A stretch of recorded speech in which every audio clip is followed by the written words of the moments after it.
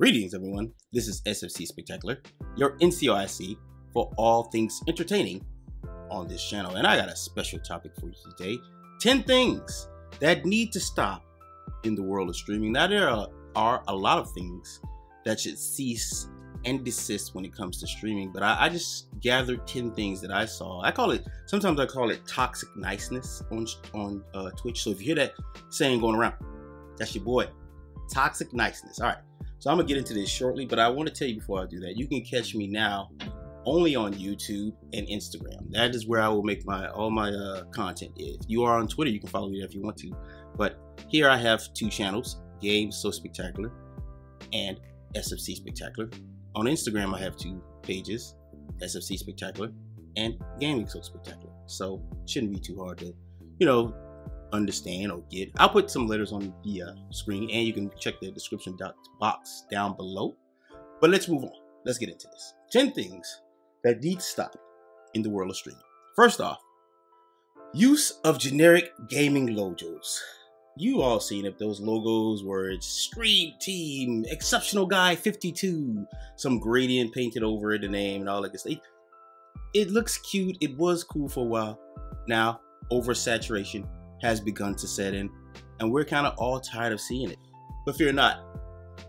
Here's some things you need to know. You could be original. You could have your friend, if you got an artistic friend, draw some stuff up for you. You could use your face and just dress it up in Photoshop or a little picture editor and make it a little appealing. Which you probably should. Most people use their face if they plan on being a big streamer.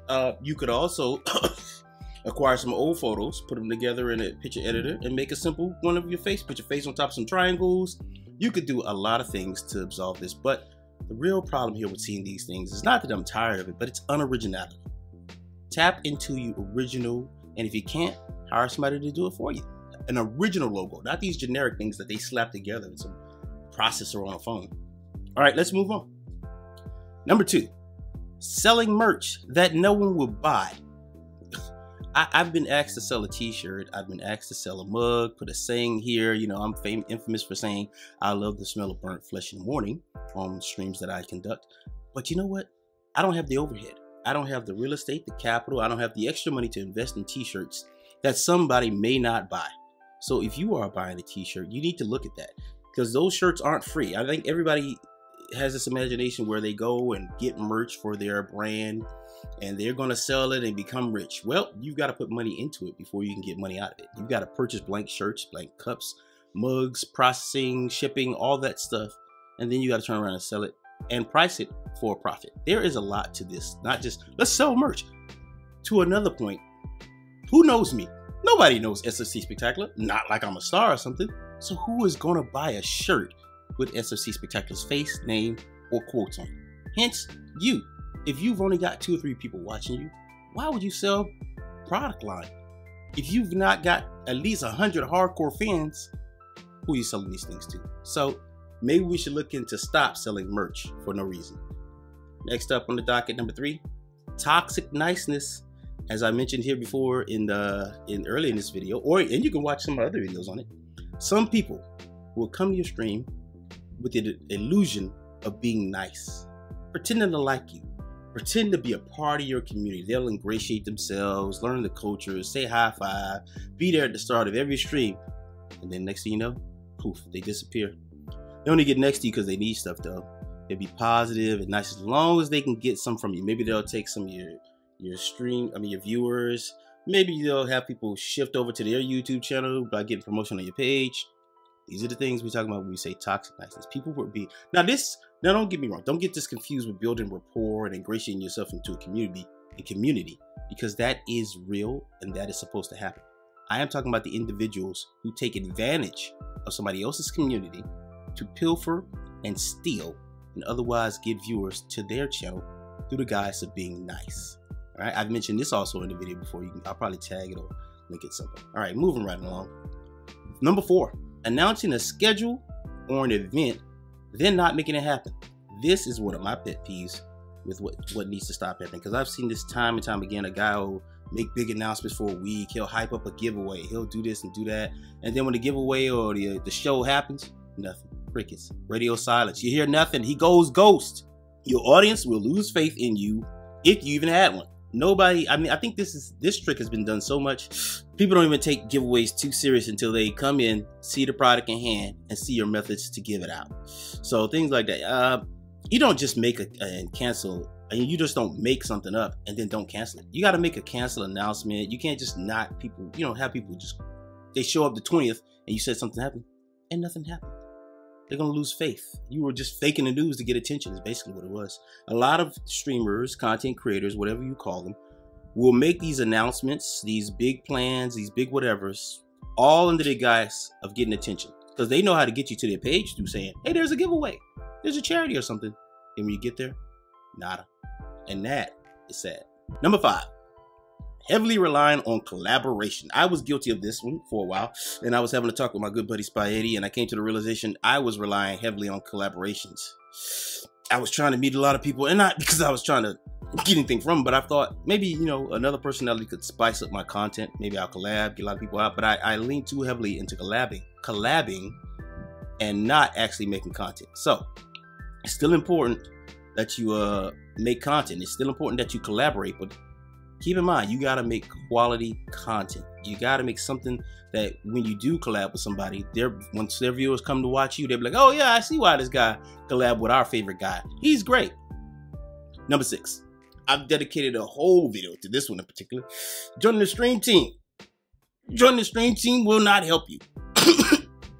The only people that get help out of a stream team is the people at the top. Maybe onesie twosies, but not you.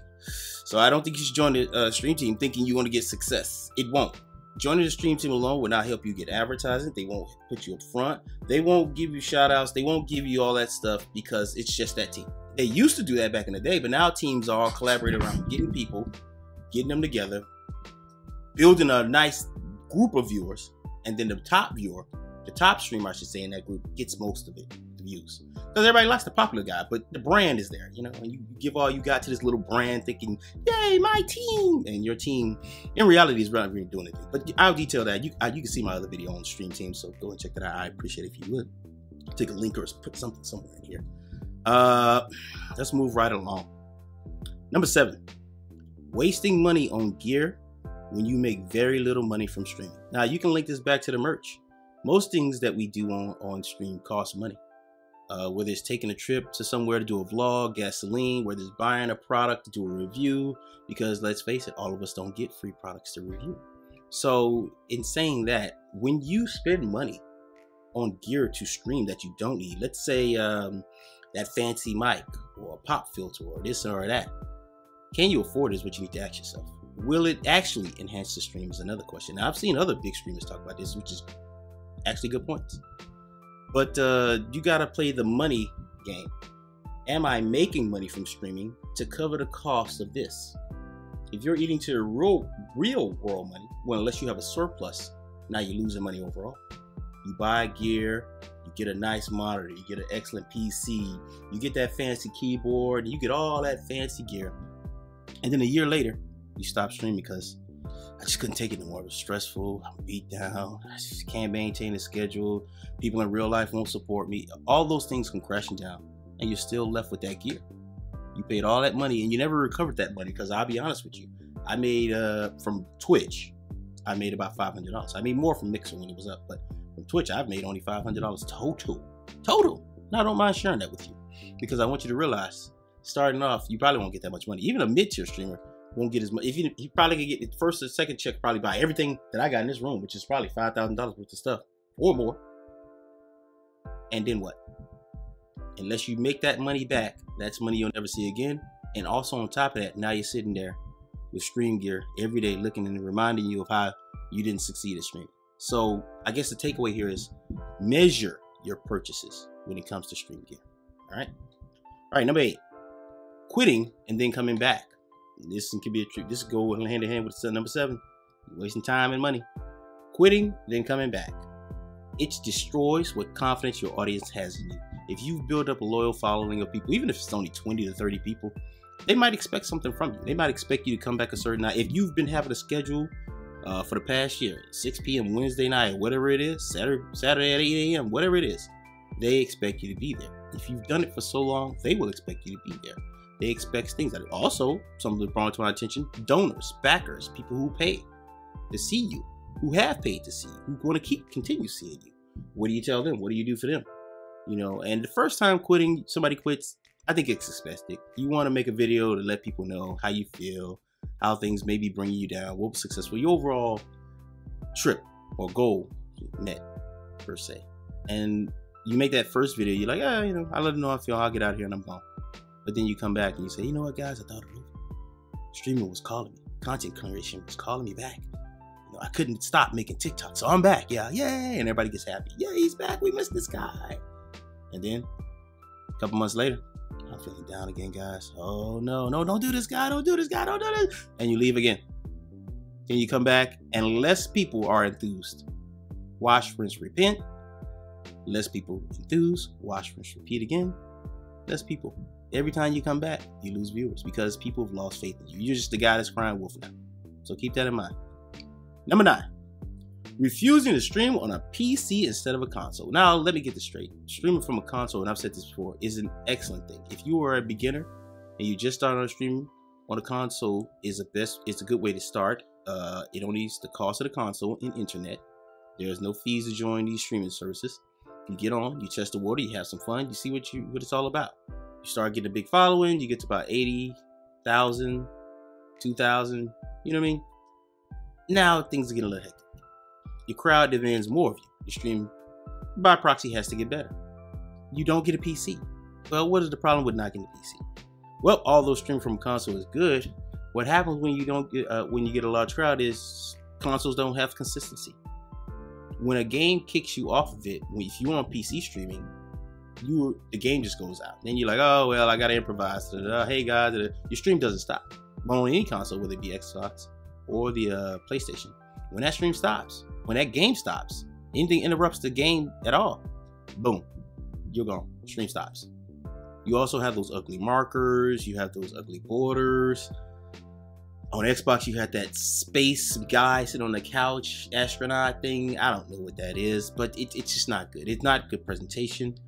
I will say this: the larger your crowd gets, the better your production should get too. Now, I would think that would be natural, but let's be honest, a lot of people are just beginning, so they don't know that. You don't have the alerts, the interactive options that you would have to retain a larger crowd. So the interactivity and the gamification of the chat and the page is severely reduced when you have a console. You can barely monitor chat right unless you have a phone or an iPad nearby. I mean, it's just a lot of stuff that will hold you back from streaming from console. So let's take that again.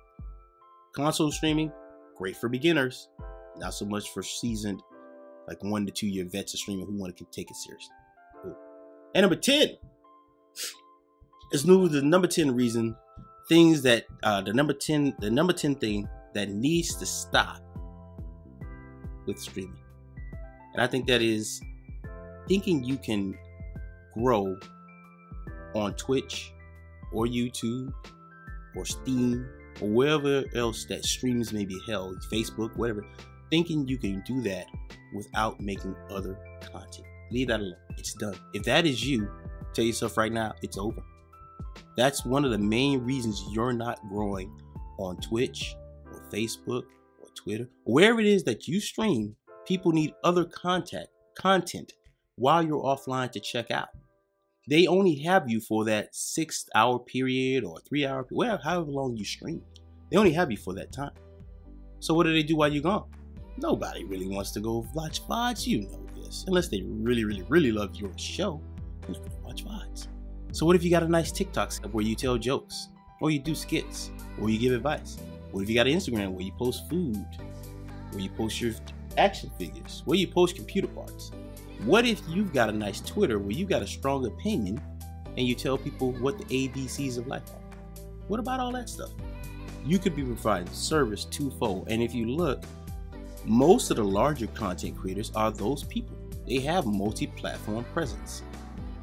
There are very few streamers, and I'm trying to recall in my head while I look it up. There are very few streamers that I know of that don't have a presence on at least 2 or 3 other social media platforms besides Twitch, right? So that's the 10th thing. And I really want to stress that last thing to you. Please, if you're asking yourself, why am I not growing? You need to make other content. You need to come up with scripts. You need to sit down and write. brainstorm whatever it takes to make new content. If it's a blog every day, whatever you got to do for the people. Matter of fact, if you got a mid-tier streaming page, or you got like 100 to 200 people, you need to start that now. I guarantee you those people will come support you, right? Hey, that's it for me, guys. As usual, I made fun making this video. I'm going to be putting a couple of videos out this week, so stay tuned. I got a couple other videos coming up, like cosplay, the history of, and stream coaches and why they're useless. But guys, look, it takes time to do stuff like that because it won't be just me sitting here on camera. I got to do some fancy editing, blah, blah, blah. Whenever I'm just a talking head, those are easy. But those other videos take time. Hey, I appreciate you guys for tuning in nonetheless. And I hope you have a nice day. Make sure you like, comment, subscribe, do all that stuff because I got more videos for you. And until next time, if you can't be good at it. I'm out of here, guys. Take care of yourselves.